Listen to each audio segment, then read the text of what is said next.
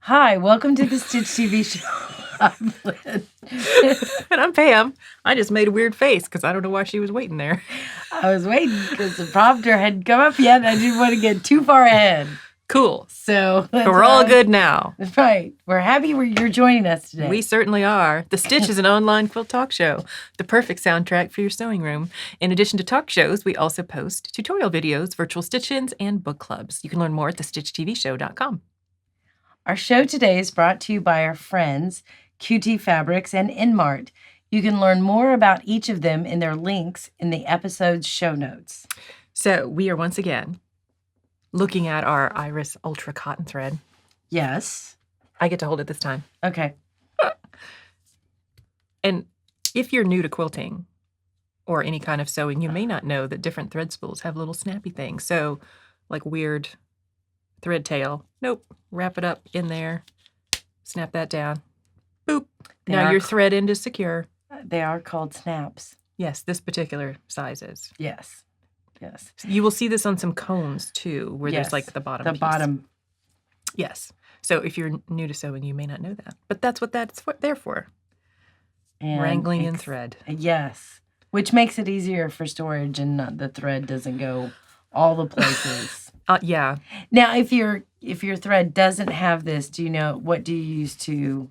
This is so not a part of what we planned. No, what but do you use bringing value to our sponsor. Use those little like hair dealies like you would use for kids. Little kids. Yep. Little stretchy the little things. Fuzzy ones. You don't want to use a regular rubber band because that's No. going to cause friction on the fibers and degrade the quality of your thread a little bit. But the little fuzzy ones that you can get at the dollar store, you can get a bunch of them. Yeah. Yep, that's what I use. Yeah. So thank you, EnMart. And we also, once again, have our pixie dots. I want this one. I want the green. And that's too bad. Somehow I feel like I'm not going to get it. Nope. Yes, and this is the ombre stitches. It is. Pop-up, which you've seen us with a few times. But aggressively it's one popping of our... it. Oh, there's a pin in here secretly hiding. Okay. Didn't know. That's where that pin went. It was booby trapped. So, thank you, QT Fabrics. Lynn, what are we talking about today? We are talking about mosaic quilts and covering up quilting or piecing mistakes. Not that any of us have ever made them. Nope. And we're joined by our lap-size version of our quilt, Sew in Love, and you can get the digital quilt pattern and laser cut applique kit at shop.thestitchtvshow.com. So, what's up? You got something coming up this week? I do. I'm headed. By the time this airs, though, I'll have. You will have already been. I've already been. But so, thank you, Amelia Island, Florida. They have the whole island, all of them. The whole island, which now knows I'm coming. By the way, because there was an article about me in the local newspaper that someone sent, and I was like, wow. And I think it's because this is what tickled me. I think it's because our show's called the Stitch TV Show. They think a TV celebrity is coming. And I'm like, we're not on TV, but I'm not going to tell them that. We totally are on TV. I could put it on TV right now on my YouTube app. Yeah, but I don't think that's what you think that means. I know. I do giggle a bit when someone's like, I don't know how to find your show on TV. What channel are you on? All of them. Like, ugh. So anyway, yeah. So, but the article's like co-host of the Stitch TV Show, and I'm like, wow. It was a very nice article. Yeah. It was very nice, and it talked about what I'm teaching, what my lecture's about, and I can't wait to go, and I'm doing some appraisals down there. So I'm looking forward to it. And I've already I haven't packed yet, so that's my goal today and tomorrow. I got to pack too, because I'm also leaving town, but to a different spot. You're going different. You're going where it's cold. I'm at least going where there could be warmth. She's headed up north. So, and this was funny too. So I signed another contract for me to go lecture in October in Illinois, in central Illinois. And so my family is from that area. They live close. Mm-hmm. So I put on our family Facebook page, I just signed a contract. I'll be up north. And my smart aleck cousin who lives in Michigan is like, north? Ha, ha, ha. I was like, well, it's north for me. It's very north. It's less south for you than my south. So I can don't know. also alert my in-laws. There you go. Yes. Because for those that don't know, we discovered that my sister's husband went to school with Lynn and her sister. Yes. In the same small town in Illinois. Right. Yes, that's true. And as a result, we now have some delightful high school pictures of him that we previously did not have access to as a family. Because I have all the yearbooks. There you go.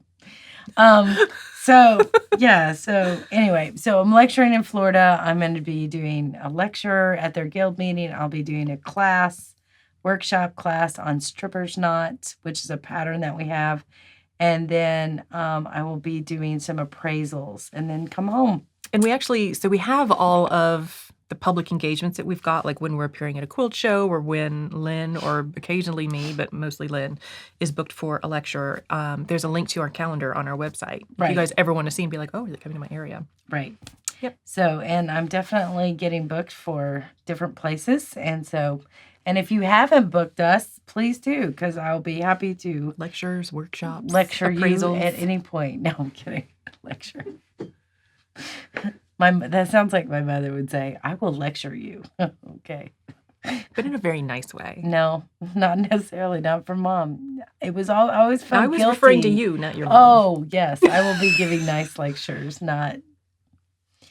We comforting need to call hugs. it something else. Like, lecturing does have a negative connotation. Maybe it's because I sat through something. My mother's a great lady, so I'm not... Just saying. She was great lecturer, really good apparently. at lecturing, yes. She taught college. Maybe that was it. I got more of the meaningful glance. Did you? Oh. Which may be where I got it from. Like, is that really a choice you're going to make? So, my mom kept me in line pretty well. I got a story about that too, but I will not tell it because we got to go on and we need to talk about Mosaic quilts.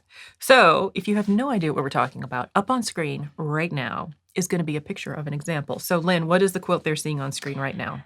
They are going to see a picture of John Thomas, my nephew, and he was younger in this picture. But this is a mosaic quilt. Is he normally blue? No, he's not normally blue. See, that's the beauty of quilts. It's like art. You can make them whatever you want. Right.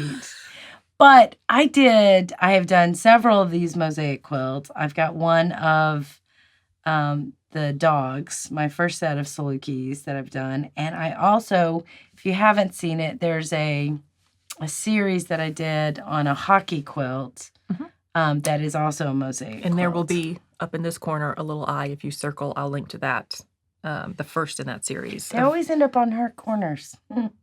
Anyway. Thanks, YouTubes. So, I don't know where the bell is to subscribe. Is it down here somewhere? It's down below. Down below. Okay. All right. So, anyway. So, what do you want to know about mosaic quilts? You put this on the list, and I was like, yeah.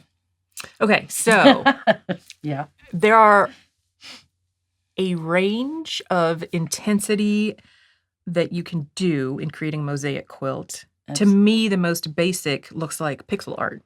It is pixel art, yeah. Amazing. I mean, I would think there's a great quilt designer out there, and her name, she's on, is it Twitch. Quiltoni, you're talking about. Yeah, Quiltoni. Yeah. Yes, and she does pixel quilts, like that look like 8-bit. Yeah, 8-bit art. Gaming stuff from the 80s is essentially what it looks like. And that's a mosaic. I mean, there was also a famous quilt that someone did that is really mosaic was of David Tennant, yeah. Yeah, I think it's just called 10th Doctor. Yeah. We'll see if we can dig up a link to that. I think there's still pictures So online. that's a mosaic quilt too. And I think that was all in tans. Or Tans browns. and grays. Yeah, definitely neutrals. It was neutrals. Yeah. So, but there's specific software you can use for it that's meant for mosaic quilts, which I think... And this is the software I use to make mosaic quilts. You can get it online at Quilted Photo. I think it's quiltedphoto.com.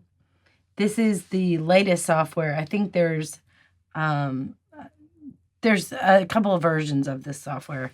But So this will allow you to take any picture through this computer program, and it will tile it for you.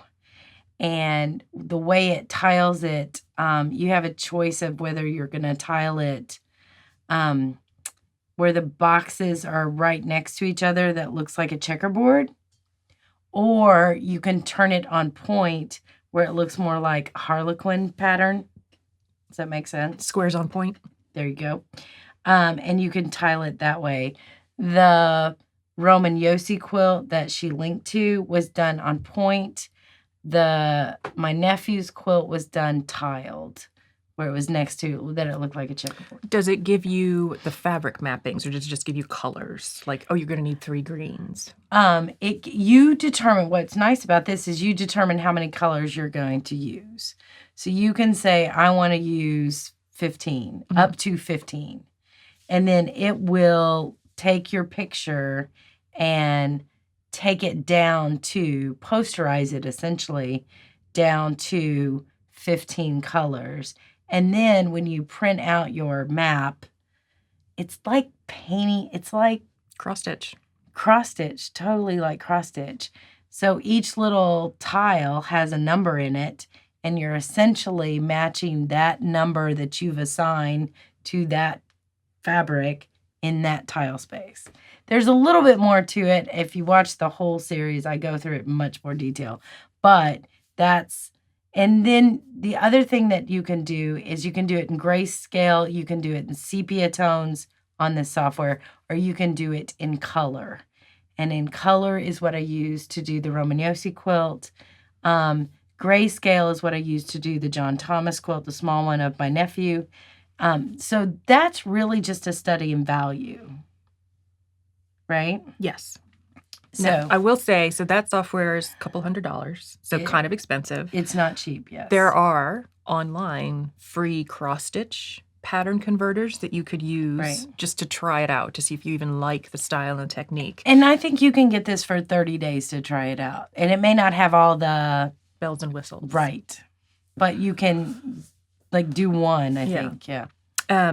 But one of the cross-stitch converter softwares that I've used online is called Pick-to-Pat, and so you upload your photo, and similar to this software, you specify, number of colors. Now, what it gives you are like DMC colors for embroidery floss, or and I will say embroidery floss drives me bananas because it's like these two reds look exactly the same. Why are they 2 different numbers? I'm sure there's science behind it. But you can specify like the tolerance for the number of colors and all of that as well. And we'll link to that in the show notes as well. So if you want to upload a photo and just try it to see from a pixelated version what that looks like. And the difference is too, okay, so the more numbers you put in that software or this one, the more detail you will get in your mosaic. And the bigger it will probably be. Mm-hmm. The less numbers you put in, the less detail of facial features, it depends on what you're doing too, if it's a landscape or whatever. I will say that less detail is harder for people to see what it is close up. Mm-hmm. And it's this kind of wonderful trick that every time I hold up that picture of my nephew, or the quilt of my nephew in a guild meeting, the people at the back can see it, but the people in the front row are like, what? I don't get, what? What is it? And then when they get further away, they're like, oh, there it is. I see him. It's kind of one of those.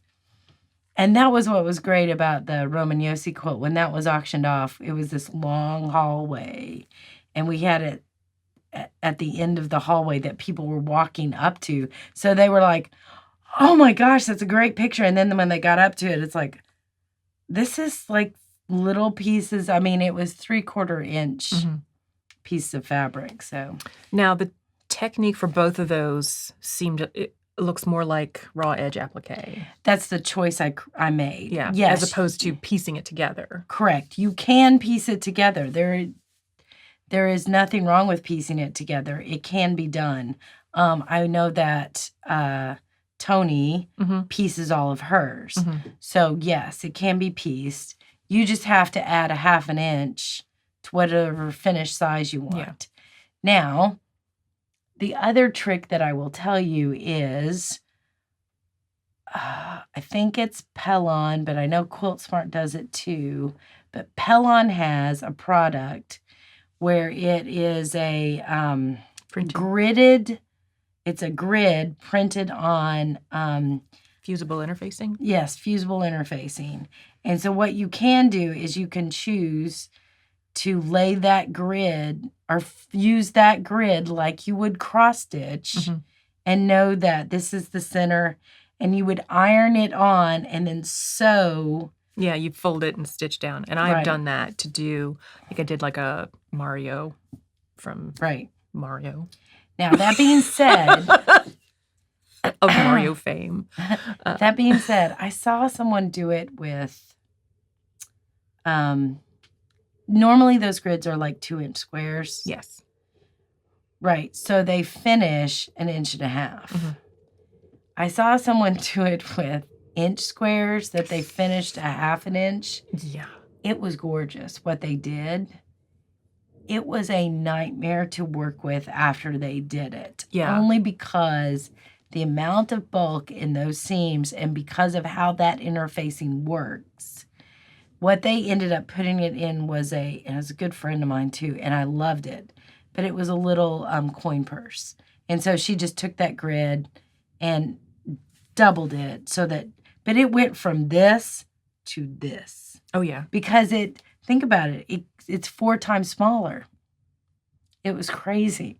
But it was gorgeous. Now but her coin purse or, zipper bag was, this big. So it wasn't like she wasn't doing a mosaic picture. She was just creating a mosaic.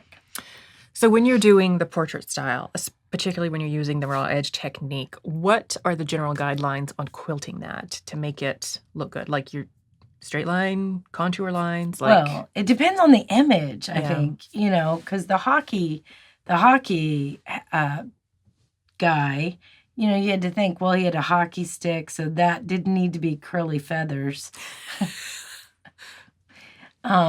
And when you're dealing with somebody's face, you got to think about the contours of the face, the cheekbones and the chin and their nose and their lips. I mean, you're not, you're doing stuff around the eyes that make it look like that's a part of someone's face and not like a big feather around there, unless it's, that's Day the of the artistic Dead statement that you're making. Well, unless it's like a Day of the Dead, and then that makes sense to have, that kind of stuff around their eyes, or it totally depends on the picture. I mean, I've taught a mosaic class a couple of times at a local quilt store here, and you never know what people are going to send you, so that's always interesting.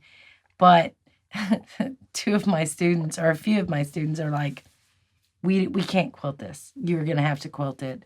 So it's one of the few times I've actually quilted for people. And, it's because it can be intimidating because you're enhancing a picture. That being said, even though these are mosaics and these are for like portraits or whatever, you can make a mosaic with that fusible thing without it being a picture of something. It could be a mandala or a mandala. Mandala. Right. Sure. Yeah, I don't know what it is. It is. Isn't it Mandela? That's the circle. Mandela's the last name of a gentleman. But yes, I know what you're speaking of. It's not a mandible. That's like the pinchy jaw things. Yes. Good times. Yes. So it doesn't have to be It doesn't have to be a picture of a thing. It could be an artistic. It could just be artistic doodle drawings. Could be a Zentangle brought to life. Zentangle brought to life, exactly. But you do. Here's the tip, though. I know we said what kind of quilting you do.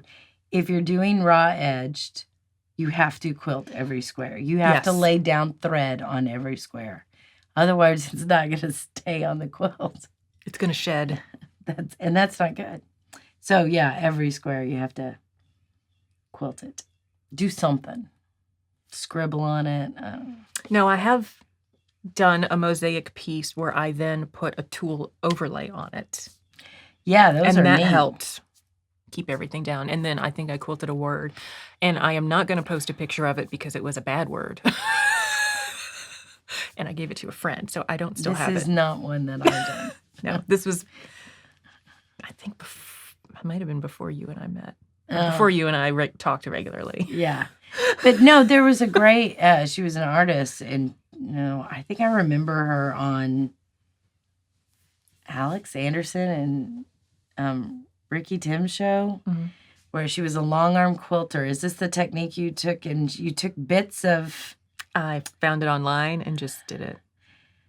Are you talking about the landscape where you have the little tiny bits of stuff you sprinkle? And you sprinkle on, and then I tried that, but I was not successful. Yeah, you put the netting on top of it and then quilt over it, and it's very much an art piece. Yeah. But all the mosaic pieces it was glued down, but it was just stuck. It was tacky how it worked. Yeah. Which is kind of the mosaic, actually. But it's used a lot for landscape, I think. Because you can get some depth and some trees and leaves. But it was all like little tiny bits of fabric. I still have a whole bunch of those little tiny bits to attempt it again. But I'd like to do it. I just don't have time. My machine did not react well to the level of bulk that was in there. I think a domestic quilting would be more difficult than a long arm. Yeah, I have because you're moving the little bits. With the domestic, wasn't the trouble. But the long arm, I'm moving over it. I was just getting a lot of skip stitches because it was going through the base layer, like multiple layers of tiny scraps of fabric, plus then an applique piece on top of like the trunk of the tree. Right. And so it didn't react well to that. Yeah. But I would try it again, but use my sit down that's much more industrial than... Okay, so the people who I think will really like mosaics are people who loved cross stitch. Mm-hmm. If you've done cross stitch and you can follow cross stitch pattern, mosaics may be your thing. The other people that would like it is if you like puzzles, paint by number. Those are the people who could fall into this mosaic world and kind of get sucked in a little bit, which I started in cross stitch. I loved puzzles growing up, and I like paint by number, so... Because it's color and how it comes together. I don't know. It's just fascinating for me. I'm always playing around with this kind of stuff, too, honestly. I'd play around with it more than is on the spreadsheet if I had time. But it does take a lot of time. Yeah, it can. It can. Now we're going to take a closer look at Sew and Love, and we'll be right back.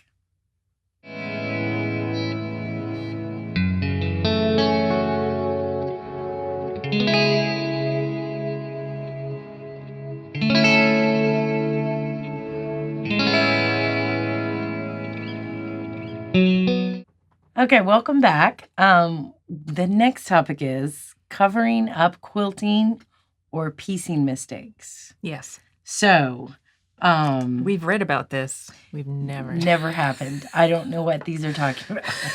I can't even say that with a straight face because it's such a lie. Oh, jacked up so much stuff. So much lie. The question really should be, what quilt have I made that doesn't have a mistake in it? We're just... None. There would be none. Just loud and proud. All of my quilts, all of them have issues. I can't think of one that I've made that I didn't have to take apart. Okay, tell them our quilt number. It's really yours, but I've adopted it. The quilt number. Yes, like just the theory of quilt. Yes. So the theory of quilt number, I think, is good to prep this topic. A quilt number of 100 is like, it's going to win best in show at... everywhere. All of the places. Yes. 100. A 0 is, it's probably going to fall apart the first time you hold it up. Not even wash it, just... Oh, no. Yeah. So somewhere in there is a number that everything holds together. It keeps someone warm, and you're fine with it existing in reality. So normally in the quilts that I make, I'm aiming for like an 80 to 80-ish. There's some, that's a 65. Or like a, ooh. going to keep someone warm. I would rethink those color choices, but I'm not as concerned about them enough that I want to go back and take it apart and redo it.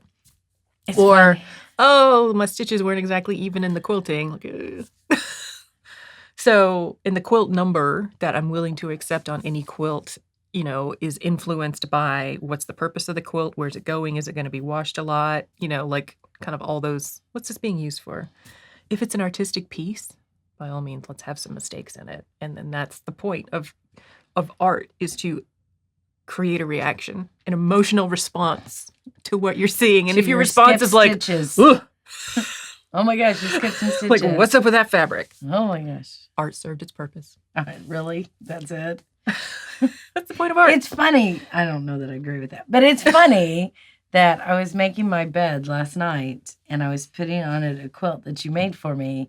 And I actually looked at the tag and it says quilt 65. Put that number right on there. Just so you know, she gave me a quilt that's 65. But it did say friendship 100. So there you go. See? That's more important, I thought. Well, because that particular just so you know, I did put it on. I slept under it last night. I was like, put this on the bed. Well, so that particular quilt, why it was a 65? Because the technique was a sew and flip. So it's like long bars, and then you sew a square on the end and flip it. And I don't care if I'm marking or pressing or to try and get that accurate. Like it's never right. I'm just bad at sew and flip because you sew on the diagonal.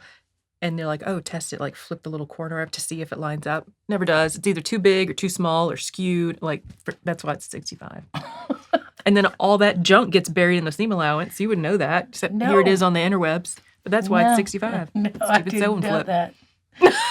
So do you find that there are certain types of mistakes that you keep making, apparently sew and flip? They're not mistakes. It's just I'm not a fan of that technique, and so I will do whatever I can to avoid it. Really? Yeah. Oh, I don't mind that technique. That doesn't bother me. It's gross. I hate it. Take a hike. You can go kick some rocks. So, are there certain kinds of mistakes that lower your quilt number? Yes, when I'm quilting large quilts on any kind of machine, with the exception of regulated stitching on your long arm, where my stitches are going to be uneven. Because I'm either going to be tugging it at some point or a cat's going to jump on it as I'm quilting it. And so that's always going to happen. And the fix for that is to buy a new house. Where I have a room with a door I can close to keep the cats out. And I can just set it up as one giant but you wouldn't be happy if you locked your cats out. They wouldn't be happy. Oh, no. They would just be pawing at the door the whole time. They would be unhappy about it. So it's not a solution. So I live with that. And you're okay with that? I'm fine with that. There's nothing wrong with that. Because 99% of the people that will see that quilt will never know that there's a quilt uneven stitches. Just saying. Because you use crinkly batting. Yeah, and then it shrinks up and nobody can when tell. You wash it, which is pro tip number 1. If you're new to quilting, use cotton batting. So when you wash it and it crinkles up, now you're going to be able to tell that much. All right. So my biggest, most common mistake is not that, because I use a long arm and it's even stitch regulated. So my stitches are even. Mine is, before you get to there, it's running out of fabric. I run out of fabric all the time. And this could be prevented if I followed Pam's approach to quilting. But for some reason... Which starts with, read the instructions. Which you would think I could do. But no, I run out of fabric all the time. So you get creative about Now it's a scrappy quilt. Cover that right up. Go buy more fabric. Pray they still have it available and you didn't pull off your shelf that was 10 years old. Or you just figure out how to make it work or redesign the pattern or Make whatever. it a smaller quilt. Make it a smaller quilt. It's now a mini. Yeah. or dig through the script. I'm really good at this. I am really good at this. When I'm reading a pattern, in order to help prevent this, and it's somebody else's pattern, and I'm reading it, what I try to do is if this fabric requires a bunch of different cuts, I want to cut the big things first out of it. Yes. Before I ever cut down to the smaller things. So if it has a 9-inch square, I need to cut that first before I cut the 22.5-inch squares that are needed. You don't want to cut the 2.5-inch squares and then go, oh, now I don't have a big enough piece for the 9-inch. So I do that, and I find that I can be very conservative on pieces that that is a lesson I have slightly learned. Well, and that's how I make sure all of our cutting instructions and our patterns are written. Oh, yeah, cut the big pieces first. Yeah. But not all patterns are written that way. So you do want to read them to make sure it doesn't tell you like later in the pattern, you need a 36-inch strip of, you're like, no. I've cut it all up. If I'd have cut that first, there would have been no problem. Yeah. So quilting piecing mistakes, I run out of fabric. You want to read the instructions, cut all the big pieces first. That's my tip on that one. Okay. So on the quilting, if you're quilting with different threads, and let's say you're quilting with a light color thread, and we've given this before, and it goes into there'll be a link to it. Hot pink area or a purple area. Here's what I do. Boop. Fabric marker. Color over it. Yeah. And I have even used this to travel. So the video that we've just linked to up here is me using white thread, but knowing that I needed to travel to a different part over a black background. And yeah, I could have cut threads, buried the ends, go and start a new spot. But I was like, nope. It's going to a non-quilter. They're not going to know. No. And so I just stitched over the black area, and then I went back with a fabric marker and just colored it. Yeah.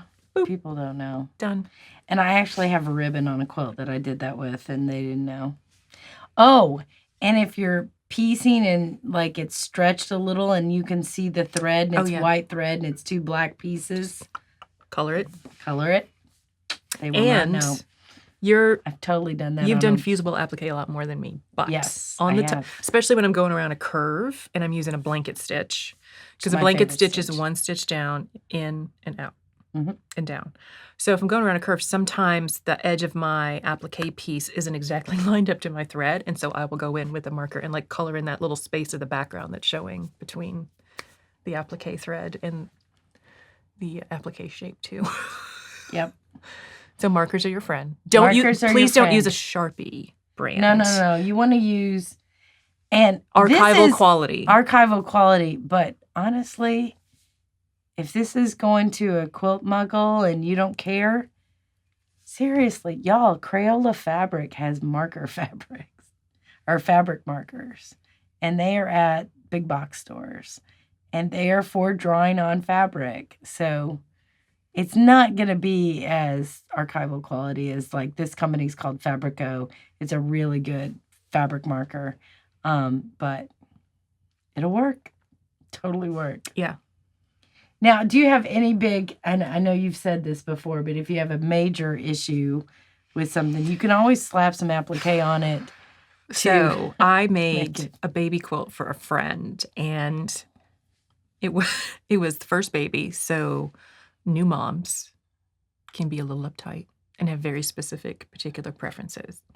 And so the very specific particular preference was for a lot of black and white high contrast with some red in it, because babies are bad at a lot of things when they first are born, including seeing things. And so, I mean, they can see red and they can see high contrast. Yeah. Because the clarity of their vision is limited to basically between your nipple and your eyes. Because they don't need to see much beyond that when they're breastfeeding. Right. Okay. And that's basically everything beyond that is blurry to them. But if you engage them with high contrast patterns, then they gives them like focus, and then they get attuned to now like, oh, now there's more stuff out there. Amazing. And if you really make them angry and do tummy time, so they develop their neck muscles, so they're not just lugging around a big melon on their shoulders, like slap them down on a black and white quilt, and then they really get like the zoned out look where like they had the squishy no syrup or all syrup squishy from The Simpsons with the big spiral eyes. Like they start looking like that. It's pretty cool. Babies are neat. They don't care, but they're neat. So in the specific black and white high contrast quilt, I had decided I was going to live it up, and I bought some batik fabrics online. Okay.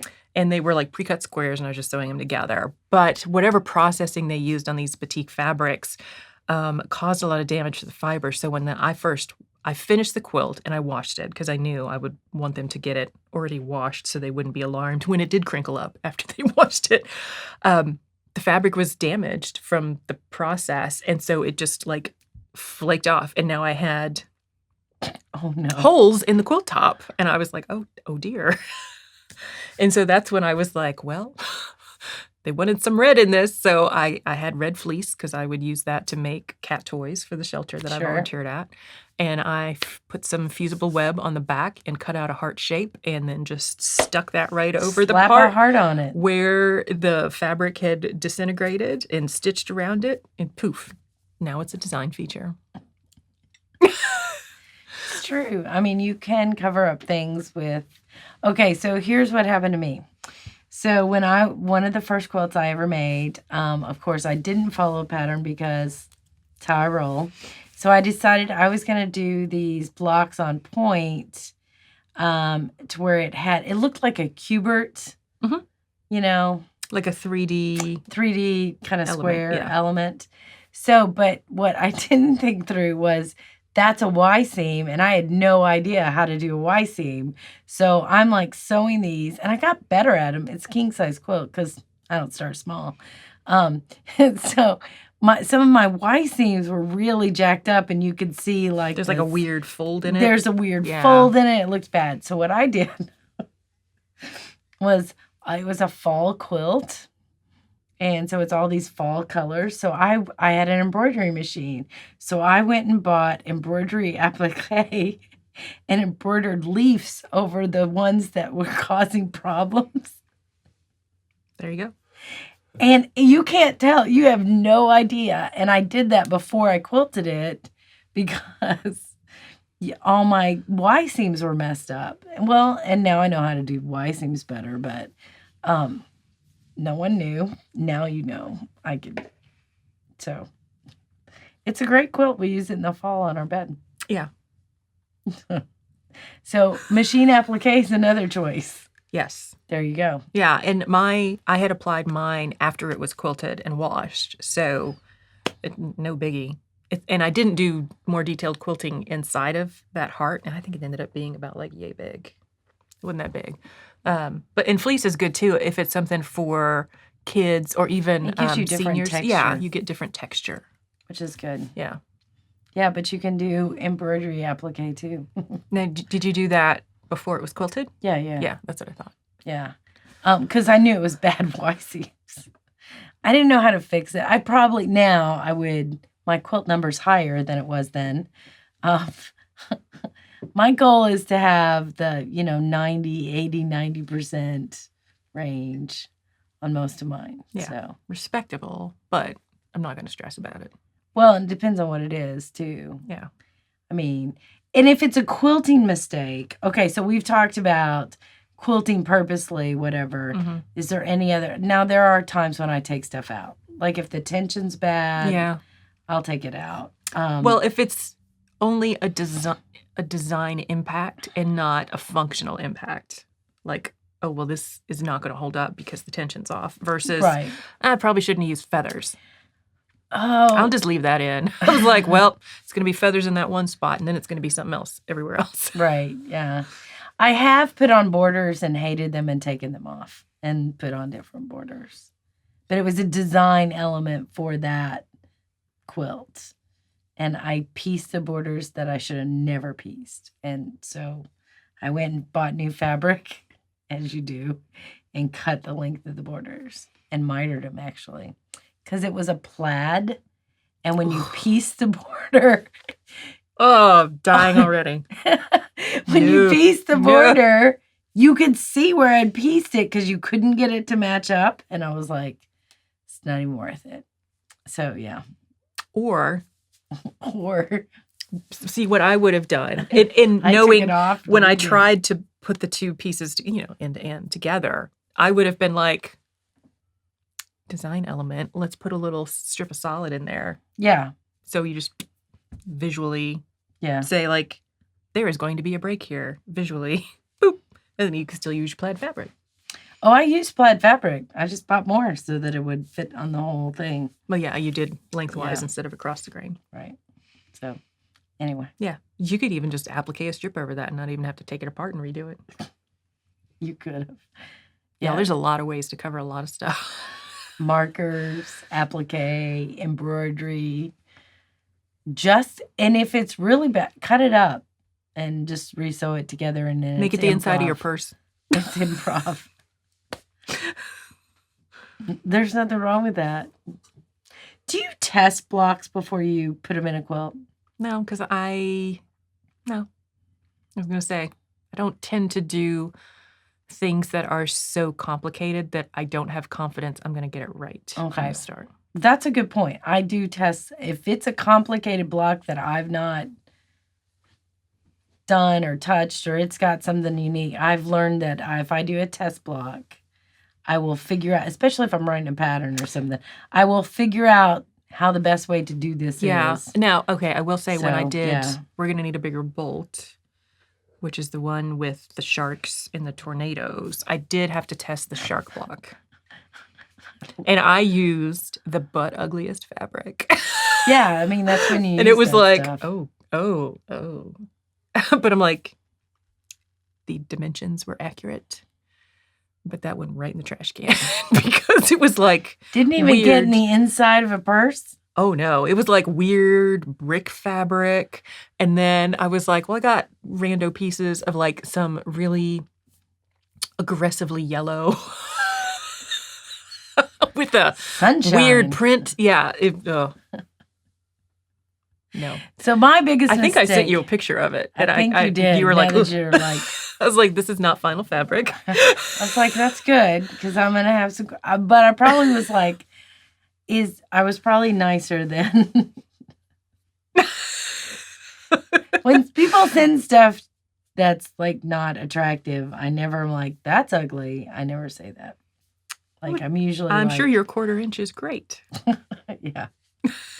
All right. So my biggest mistake 9 times out of 10 is I don't have enough fabric. So that's looking back in all my quilting, that is. And if the design, and I will change something if the design doesn't work, I will take that off or whatever. Yep. Well, I find in quilting that you rarely make the same mistake twice. Sometimes you have to make it 5 or 6 times just to be sure. Yeah, that's true. So share your biggest goof ups if you want. You can leave a comment on our blog or the YouTube episode or in our Facebook group, What's Up Stitches. And that's all we have for this episode. So today's show is made possible by EnMart and QT Fabrics. You can find links to these wonderful companies in the show notes for today's episode. We'd like to thank 77 Peaches and Big Think Productions for helping produce The Stitch. If you've enjoyed the show, please like, share, and subscribe. And don't forget to hit the bell to turn on notifications on YouTube. Our next virtual stitch-in is Friday, April 12th at 7 p.m. U.S. Eastern, broadcast live on our YouTube channel. And our next book club episode is April 19th. All those details and more can be found on our website, thestitchtvshow.com, along with links to purchase fan gear, quilt patterns, and video classes. Tune in next time for more Quilting Chat with Friends.